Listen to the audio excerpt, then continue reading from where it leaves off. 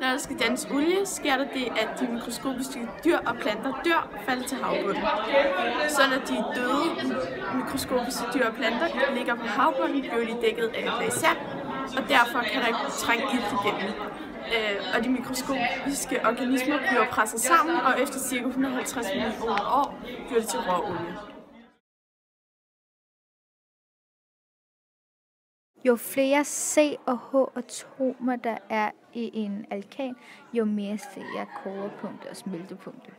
For eksempel metans kogepunkt er på minus 164 grader, hvor oktans kogepunkt er på 126 grader. Smeltepunktet stiger også i de fleste tilfælde, når molekylerne vokser.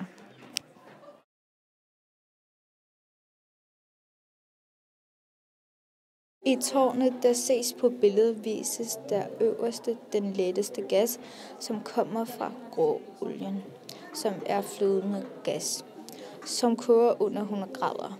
Derfra stiger det, og den tungeste olie, der bliver dannet, er destillationsgas, som er det olie, der tilåres og laves til asfalt. Imellem de to forskellige olier ligger alle de forskellige slags benziner, som f.eks.